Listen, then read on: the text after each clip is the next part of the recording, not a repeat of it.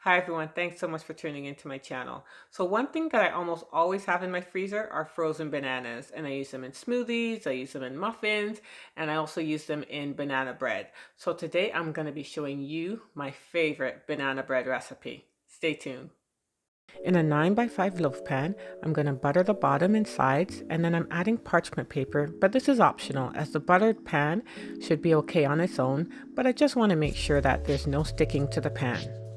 In a small bowl, I'm going to whisk 1 cup of milk and 1 tablespoon of lemon juice. And I'm using cashew milk, but you can use the milk of your choice.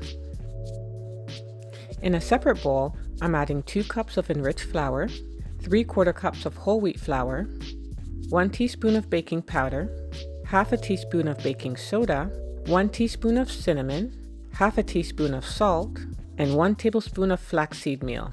And then I'm mixing well. So in this bowl, I'm adding a half a cup of butter that's been sitting on my counter for a few hours so it's nice and soft, and 3/4 cups of brown sugar, and I'm going to cream this until it's just combined.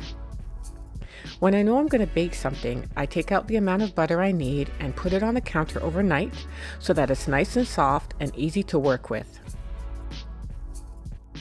Now I'm adding 1 egg, 2 teaspoons of vanilla extract, and mixing well.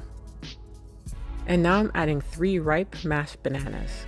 You want overripe bananas to give your loaf a nice sweetness. And I'm mixing it well into the batter. I'm going to add 3 additions of the flour mixture and 2 additions of the milk mixture, mixing well after each addition and beginning and ending with flour.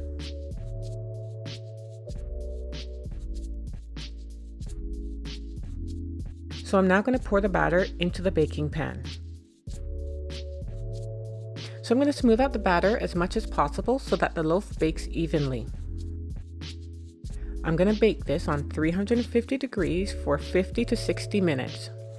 While the banana bread is baking, I'm going to make the cream cheese frosting. This is 1/4 cup of butter softened, half a cup of cream cheese, 1 teaspoon of vanilla extract, and 3/4 cups of powdered sugar that I'm going to sift so that there's no lumps in the icing.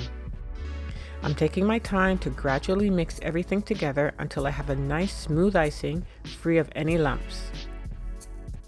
I'm going to put this in the fridge for about 30 minutes to get it a little firmer.